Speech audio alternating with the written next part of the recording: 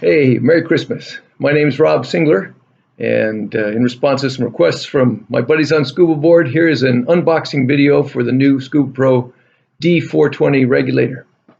Uh, First, a little background. I'm a Scubapro tech, but Rene Dupre, I'm sure wouldn't authorize this video. I'm never disassembled a D420 before, although I've certainly restored all of its predecessors. So this will be an adventure for both of us. I am more excited than I have been in 30 years of diving.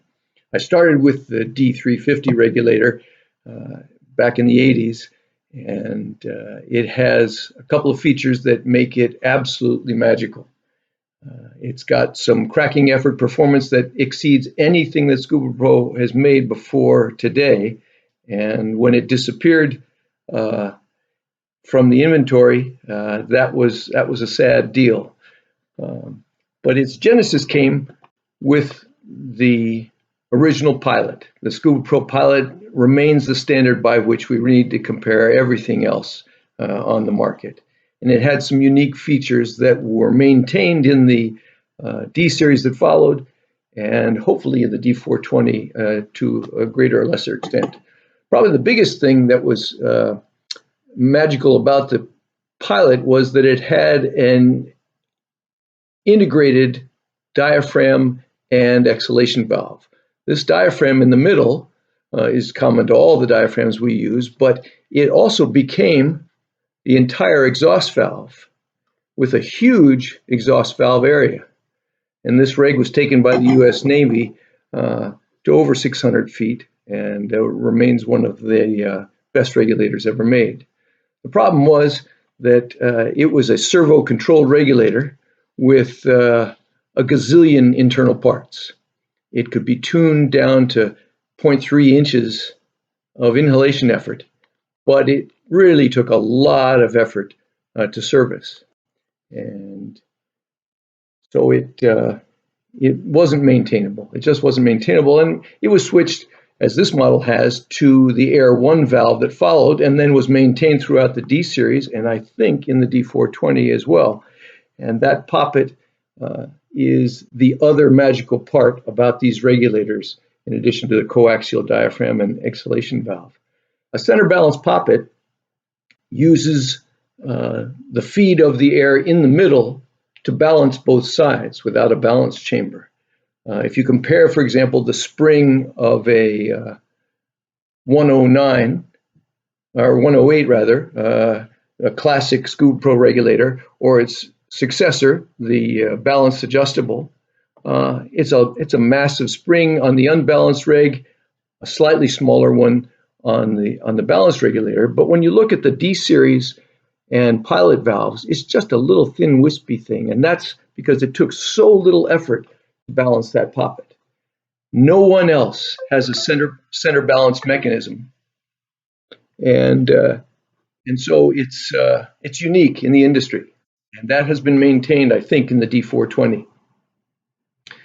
The discontinuance of the Pilot was then followed by the Air 1, which I don't have in the display, and then by the D series, which match very closely to what we're going to unbox in a minute. The 300, 350, and 400 had very subtle differences. For example, it was discovered that there were inadequate numbers of threads in the initial cap, and so they went from a 3-thread cap to a 4-thread cap. Little stuff. The more important changes really came in the lever that activated the valve itself. On the left is the D300. The D350 was then lengthened, and the D400, while it kept the length, became a lot thicker in the diameter of the metal. And what that thickness change did was subtly change the lever effort, the moment arm of this little short end, by using a thicker piece of metal. The cracking effort of the D series, although it's spec'd out at around an inch by Scubapro, can be taken as low as 0.6 inches, and I hope to play with that with you all here today. The next piece that was magical about the D series valve was this orifice. And this orifice uses a very, very sharp knife edge. And that enabled you to seal with very light efforts with the poppet. And here's the entire valve right here. This is very closely matching what we're hopefully going to unbox here in a minute. And inside is this poppet, minus an O-ring, that rests lightly on that knife edge to seal the regulator. The air feed comes in through the center and then comes out the top. The center balancing capability is just the single damn best thing about this regulator because it breathes so naturally. What Scubapro then did is they moved to a Delrin orifice, a plastic orifice, and most of us that are D series aficionados didn't really welcome that change, although it was good for shedding ice. The edge was not as sharp, it was more finicky, and took an already slightly twitchy regulator and made it more difficult to tune.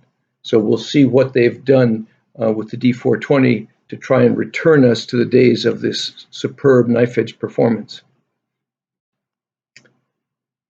Let's unbox it.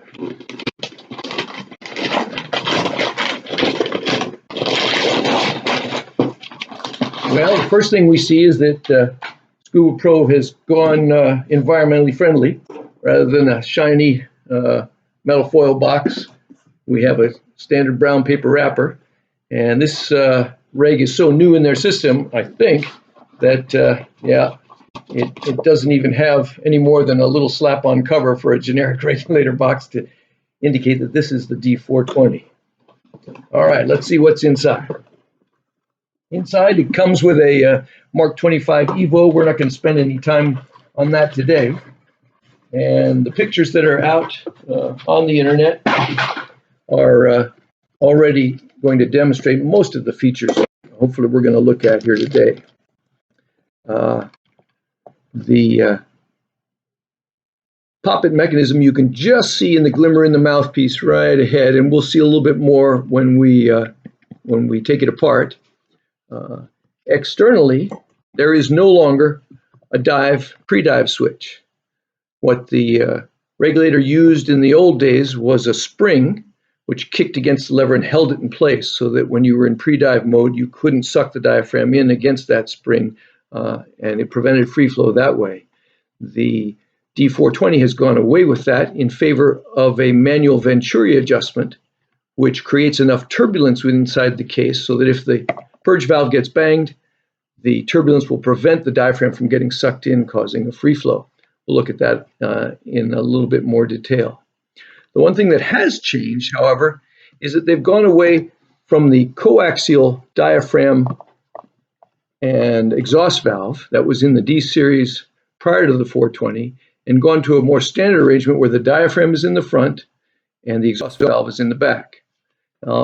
While that's going to eliminate one of the magical properties of the D350 and 400, that you could dive it in any position with no change in inhalation effort because the exhaust valve was right there alongside the diaphragm, it will change that by 1/2 to 3/4 of an inch. One nice thing that it does is it probably improves exhaling work of breathing. If you're in the standard diving position looking down slightly, the diaphragm's down here, the exhaust valve is back here, and that's slightly above the diaphragm, thus assisting your exhalation effort. So we'll see if the work of breathing numbers pan out that way, but if you've looked at the D420 video, which I'll try and tuck into a follow-on video to today's unboxing, you'll see that they claim some really magnificent work of breathing numbers. So let's fire this up and see how well it performs out of the box. Doug, you want to hang on to that? That'd be great.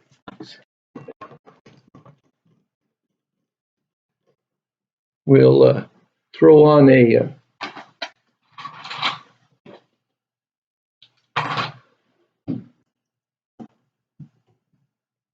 little valve to check cracking effort and intermediate pressure.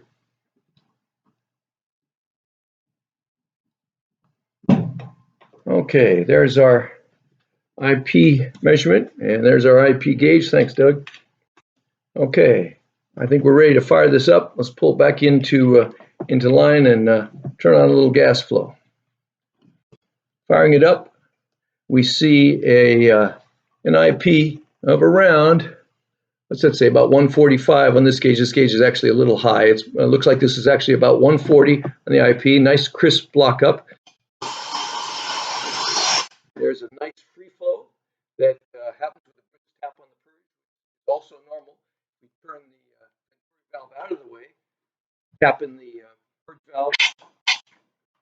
Shows a nice crisp lockup on the Mark 25 and no free flow. So you can see how it controls that very easily with a simple move of the hand. Now the old D series couldn't do that. The valve on the D series was controlled with a manual gate that had to be adjusted with a tool by the technician in the shop by clicking this gate to one side or the other, and the movement of that gate is what you do now from on top. So I think the trade-off from that silly pre-dive spring to the Venturi change is going to be a good one. Let's see how the cracking effort looks. Let's pop off the mouthpiece and hook up a cracking effort magnehelic and see what we get. Okay. All right, Doug, you want to plug that into that gauge? No, we'll see what we. So right out of the box, we've got 140 on the yeah. I'll just take that and pull hard. There we go, and plug that one in. All right, we'll put our magnehelic on, and Doug, if you'll put that up on the camera, tilt this forward, and see what we get.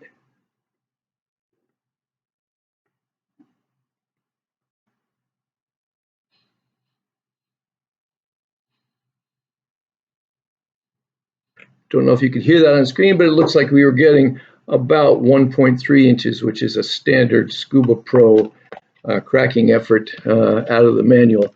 That's a little disappointing because I know that the case geometry of this magnificent regulator is capable of a lot better. So let's cheat a little bit and see if we can retune this right on the fly. I'm going to carefully pry off the decal on the top, which by the schematic hides the tuning mechanism. There we go. All right, there's the decal that goes on the top. As we can see, we've got a two-hole pin cap that holds down the various rings that maintain this, and then a little hex fitting in the center that we can use to adjust the spring pressure, this little spring pressure here, pushing down on the poppet. So first thing we'll do is we'll take the pressure off the seat and vent that. And while holding the purge button down to lift the poppet away, let's cheat a little bit. Let's take off a whole, there's a half a turn, 3/4 of a turn. Let's see what 3/4 of a turn gives us and power this up. All right, Doug, let's pop in the gauge again. There's some 0.6 to 0.7. So 3/4 of a turn. I'm sure they're not going to spec this out for a 0.7 inch cracking effort, but let's see what that does when we plug this in some water. Let's tear this guy down a little bit first, though, and see what it looks like inside.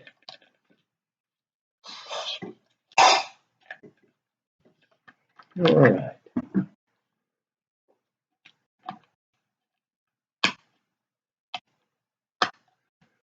I think you know what I've got to do? I've got to get rid of the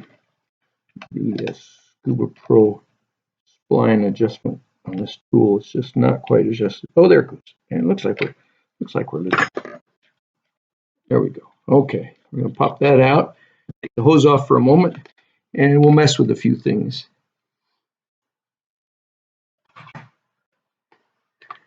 The tab is right there that locks the case in place. So we'll pull that out, and we're going to unscrew the case here in just a second. Next thing we'll do is we'll take off this purge valve. So I'll push out that little pin right there. And let me have a 1.5, just a little smaller. Okay, we'll pop off the purge valve right here. There we go. Take that pin off, and we'll look at the internals. So we have a nice diaphragm, nice silicone diaphragm. There's a comparison with the original one. And the nice part about it is that, wow, that's a very smooth motion. I can't feel much lever friction at all. Let's listen very carefully. Looks like it's set up to have about a 64th or a 32nd of an inch clearance between the lever and the diaphragm itself. We'll pull out this little spring that keeps the purge lever going. That's a very nice purge lever. I was actually a little worried about that because it's such a long piece, but it appears to be metal reinforced. And the only thing that starts to concern me is that this may not be a good reg for scootering because of this long lever in the water stream pushing this and activating the reg if you're on a scooter. But that's about the only thing I can think of that might not fly with this. So we've taken off the purge lever, and we've taken out the pin that locks the case. So let's see if we can't unscrew the case. That's a nice slick action there. Okay, there's our diaphragm anti-friction washer. There's our diaphragm. And look at this. This is magical. This is a nice lever, which is very reminiscent of the new C series, the 350 and 360. This type of lever was first designed for the X650 and was kind of a disaster. But it came out really well with the C series because it's such a low friction device.